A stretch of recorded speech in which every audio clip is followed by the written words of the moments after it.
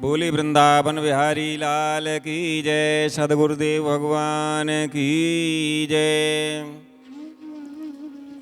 ध्येयं सदा परिभवग्नमभीष्टदोहं तीर्थाश्वदं शिवविरञ्चिनुतं शरण्यं भृत्यार्तिहं प्रणतपालभवाब्धिभूतं वन्दे महापुरुषते चरणारविन्दम्। बोली वृंदावन बिहारी लाल की जय। सदगुरुदेव भगवान की जय।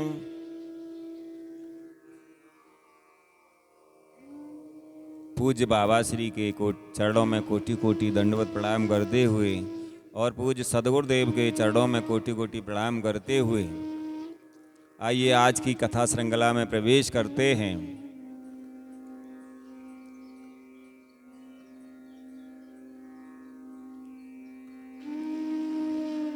सूत जी कहते हैं कि हे सौनक आदि ऋषियों,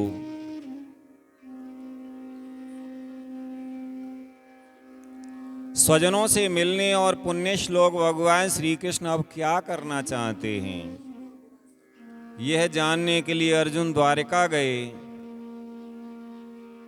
कई महीने बीत जाने पर भी अर्जुन वहां से लौटकर नहीं आए। धर्मराज युधिष्ठिर को बड़े अपशगुन होने लगे। उन्होंने देखा काल की गति बड़ी विकट हो गई है।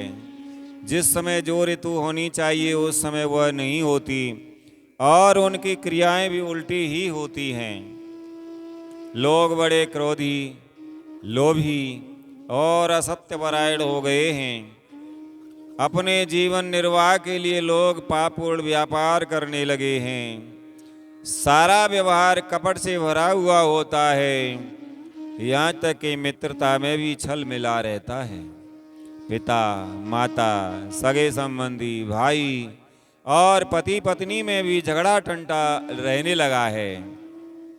कली काल के आ जाने से लोगों का स्वभाव ही लोभ, दंभ आदि अधर्म से अभिभूत हो गया है और प्रकृति में भी अत्यंत अरिष्ट सूचक अपशगुन होने लगे हैं।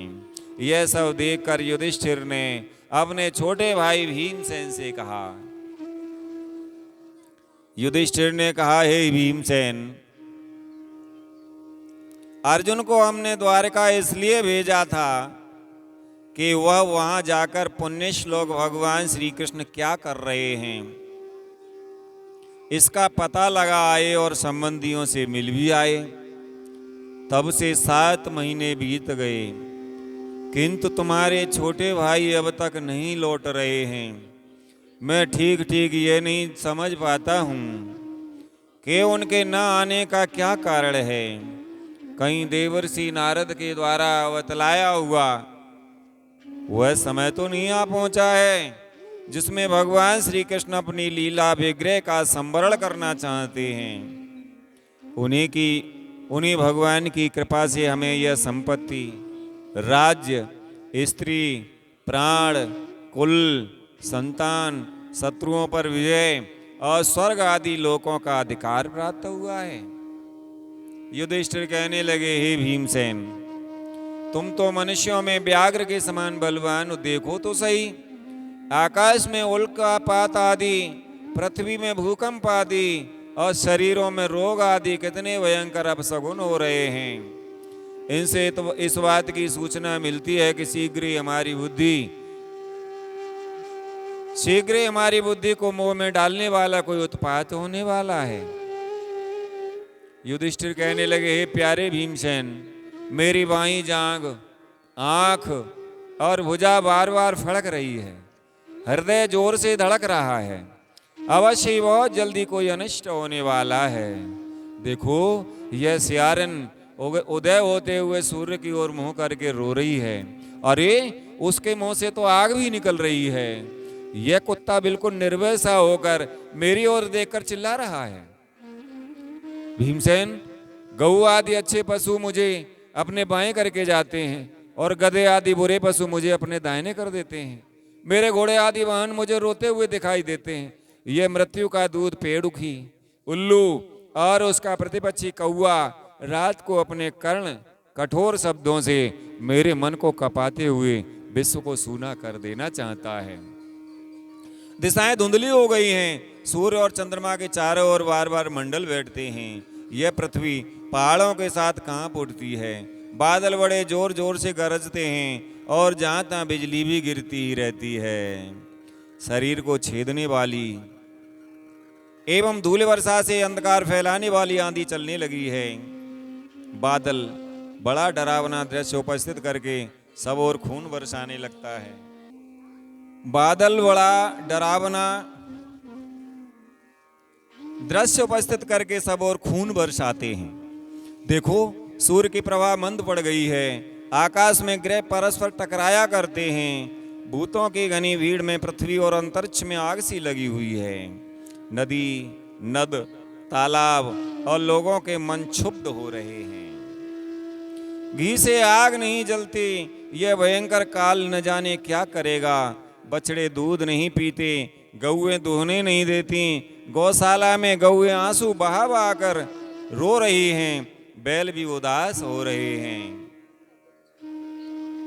युधिष्ठिर जी कहते हैं कि हे भीमसेन, देवताओं की मूर्तियां रोस ही रही हैं। उनमें से पसीना चूने लगता है और वे हिलती डोलती भी हैं। ए भाई, ये देश, गांव, शहर, बगीचे, खाने, आश्रम श्रीहीन और आनंद रहित हो गए। पता नहीं ये हमारे किस दुख की सूचना दे रहे हैं। इन बड़े बड़े उत्पातों को देखकर मैं तो ऐसा समझता हूं कि निश्चय ही यह भाग्यहीना भूमि भगवान के उन चरण कमलों से, जिनका सौंदर्य तथा जिनकी ध्वजा, वज्र, अंकुश आदि विलक्षण चिन्ह और किसी में भी कहीं भी नहीं है, रहित हो गई है।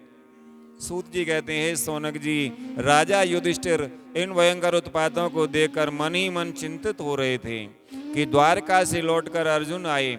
युधिष्ठिर ने देखा अर्जुन इतने आतुर हो रहे हैं जितने पहले कभी नहीं देखे थे। मुंह लटका हुआ है, कमल सरी के नेत्रों से आंसू बह रहे हैं और शरीर में बिल्कुल कांति नहीं है। उनको इस रूप में अपने चरणों में पड़ा देखकर युधिष्ठिर घबरा गए। देवर्षि नारद की बातें याद करके उन्होंने सुहृदों के सामने ही अर्जुन से पूछा,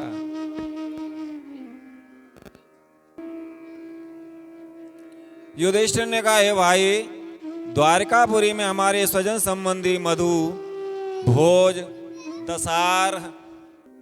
युधिष्ठिर ने कहा, हे भाई, द्वारकापुरी में हमारे स्वजन संबंधी मधु, भोज, दसार, आर्ह, सात्वत, अंधक और वृष्णिवंशी यादव कुशल से तो हैं। हमारे माननीय नाना सूरसेन जी प्रसन्न हैं। अपने छोटे भाई सहित मामा वसुदेव जी तो कुशल पूर्वक हैं। उनकी पत्नियां, हमारी मामी देवकी आदि सातों बहनें और अपने पुत्रों और बहुओं के साथ आनंद से तो हैं। जिनका पुत्र कंस बड़ा ही दुष्ट था, वे राजा उग्रसेन अपने छोटे भाई देवक के साथ जीवित तो है ना। हरदीक, उनके पुत्र कृतवर्मा, अक्रूर, जयंत, गद, सारण तथा शत्रुजित आदि यादव वीर सकुशल है ना। यादवों के प्रभु बलराम जी तो आनंद से है ना। वृष्णि वंश के सर्वश्रेष्ठ महारथी प्रद्युम्न सुख से तो हैं। युद्ध में बड़ी फुर्ती दिखलाने वाले भगवान अनिरुद्ध आनंद से तो है ना। सुषेण, चारुदेशन, जाम्बवती नंदन सांब और अपने पुत्रों के सहित ऋषभ आदि भगवान श्री कृष्ण के अन्य सब पुत्र भी प्रसन्न है ना।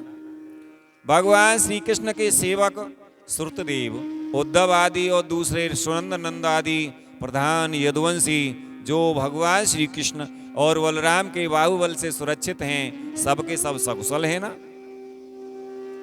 हमसे अत्यंत प्रेम करने वाले वे लोग कभी हमारा कुशल मंगल भी पूछते हैं। भक्त वत्सल ब्राह्मण भक्त भगवान श्री कृष्ण अपने स्वजनों के साथ द्वारका की सुधर्मा सभा में सुखपूर्वक विराजते हैं ना। वे आदि पुरुष बलराम जी के साथ संसार के परम मंगल, परम कल्याण और उन्नति के लिए यदुवंश रूप क्षीर सागर में विराजमान हैं। उन्हीं के बाहुबल से सुरक्षित द्वारकापुरी में यदुवंशी लोग सारे संसार के द्वारा सम्मानित होकर बड़े आनंद से विष्णु भगवान के पार्षदों के समान विहार कर रहे हैं। सत्यभामा आदि 16,000 रानियां प्रधान रूप से उनके चरण कमलों की सेवा में ही रत रहकर उनके द्वारा युद्ध में इंद्र आदि देवताओं को भी हराकर इंद्राणी के भोग योग्य तथा उन्हीं की अभिष्ट पारिजात आदि वस्तुओं का उपभोग करती हैं। यदुवंशी वीर श्री कृष्ण के बाहुदंड के प्रभाव से सुरक्षित रहकर निर्भय रहते हैं और बलपूर्वक लाई हुई बड़े बड़े देवताओं के बैठने योग्य सुधर्मा सभा को अपने चरणों से आक्रांत करते हैं। हे भाई अर्जुन, ये भी बताओ कि तुम स्वयं तो कुशल से तो हो ना? मुझे तुम श्रीहीन से दिख रहे हो। वहां बहुत दिनों तक रहे, कहीं तुम्हारे सम्मान में तो किसी प्रकार की कमी नहीं हुई? अरे किसी ने तुम्हारा अपमान तो नहीं कर दिया? कहीं किसी ने दुर्भाव पूर्ण अमंगल शब्द आदि के तुम्हारा चित्त तो नहीं दुखाया? अथवा किसी आशा से तुम्हारे पास आए हुए याचकों को उनकी मांगी हुई वस्तु अथवा अपनी ओर से कुछ देने की प्रतिज्ञा करके भी तुम नहीं दे सके? तुम सदा शरणागतों की रक्षा करते आए हो।